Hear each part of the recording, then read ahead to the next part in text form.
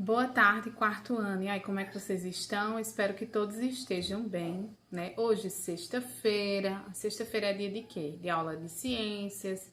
Hoje também teremos educação artística e teremos a sessão da sexta, tá? Vejam só. Vocês vão abrir o livro de ciências na página 24.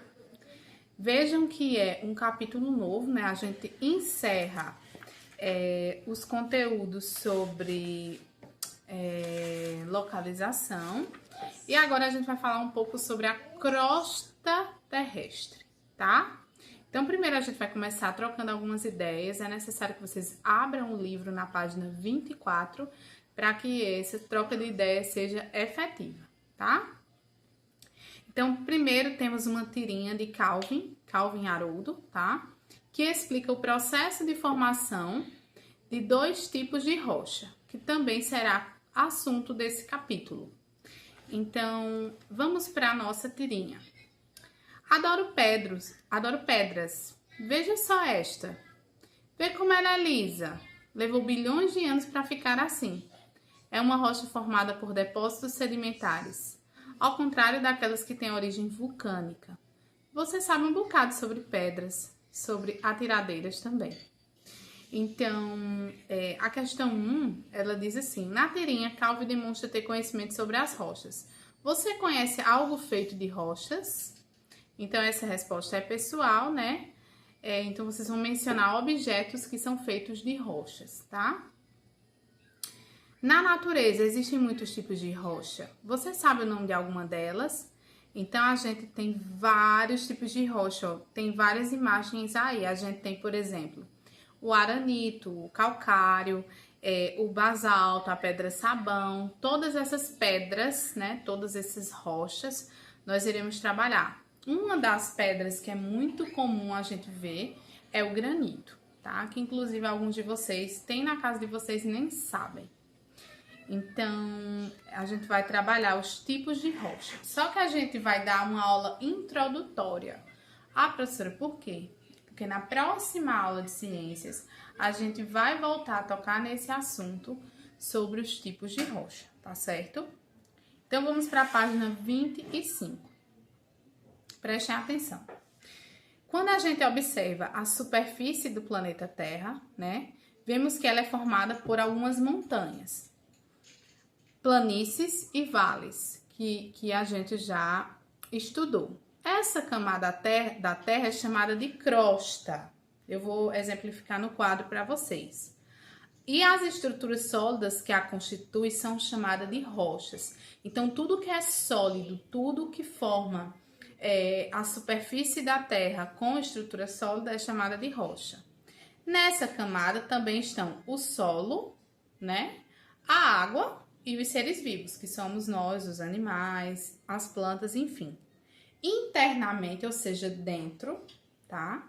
A Terra ela é formada por outras duas camadas, o manto e o núcleo, tá?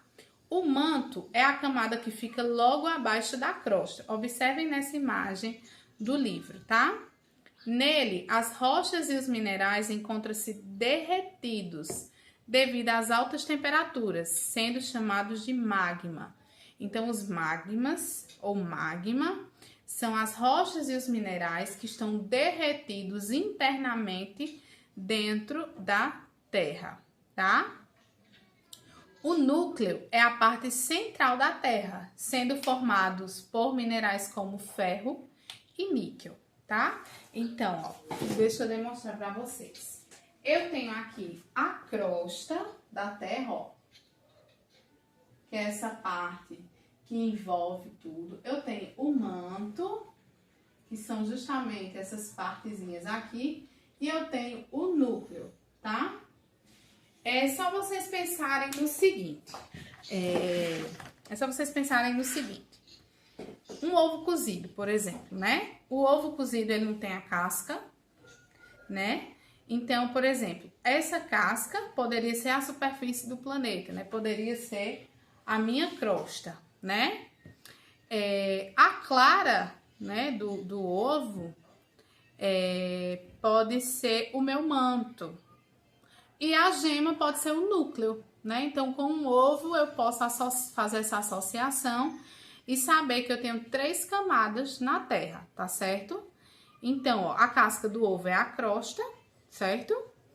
A clara é o manto,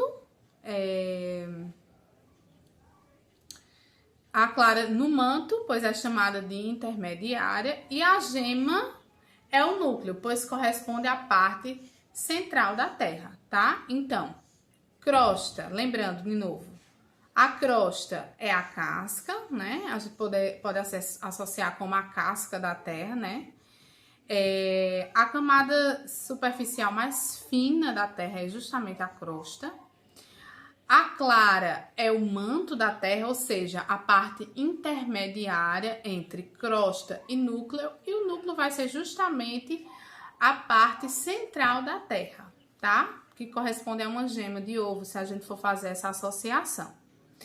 Tem uma atividade que eu vou deixar para vocês no grupo, que vocês vão fazer no final de semana, com massinha de modelar. Eu não vou colocar hoje, porque eu sei que nem todos os alunos têm massinha, aí vocês providenciam, é baratinho, tá? Que vocês vão fazer uma atividade com massinha de modelar e vocês vão formar a Terra, a crosta terrestre em 3D, tá? Então, eu vou deixar essa atividade no grupo para que vocês realizem no final de semana e me mostrem na próxima semana, tá?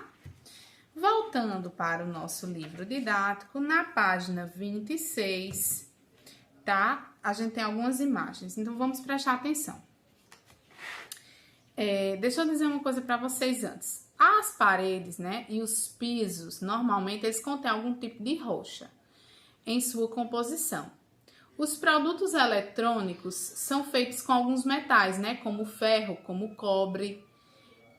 E esses metais, eles são minerais, tá certo? O plástico, por exemplo, é produzido do petróleo, que também é um mineral, tá bom?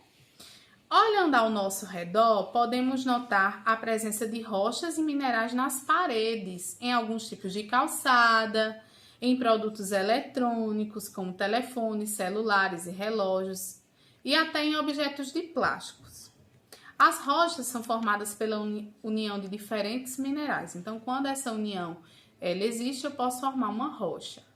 Observe o exemplo do granito, usado para fabricar pias, escadas, calçadas, paredes, balcões, né? Existem alguns balcões, principalmente as pias, a gente pode ter essas pias de granito.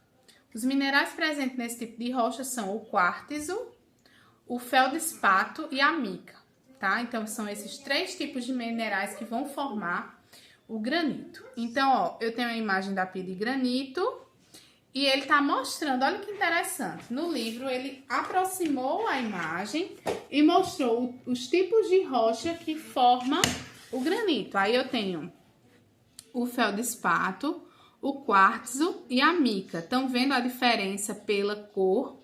Então, esses são os minerais que formam o granito, certo? Para serem usadas pelos seres humanos, as rochas são extraídas da natureza. Observem nos locais de onde são extraídas as rochas. Então, vejam, aí a gente tem um local de onde são extraídas as rochas e essas rochas que são extraídas podem se transformar em diversos materiais que utilizamos no nosso dia a dia. Dependendo da origem da rocha, ou seja, de onde ela veio, elas podem ser classificadas em 3 tipos distintos, que são as rochas magmáticas, as rochas sedimentares e as rochas metamórficas, que serão assunto da nossa próxima aula. Então, ó, eu quero que vocês hoje citem o nome de objetos que possam ter alguma rocha ou metal em sua composição. Então, vocês vão fazer uma lista de objetos que possam ter alguma rocha ou metal em sua composição. Então, olha só. Só na próxima aula que a gente vai fazer algum tipo de atividade mais extensa. Eu vou deixar no grupo do WhatsApp quais serão as atividades que nós vamos realizar, tá certo? Um abraço, Deus abençoe vocês e eu estou aqui a tarde inteira para ajudá-los no que for necessário. Tchau, tchau.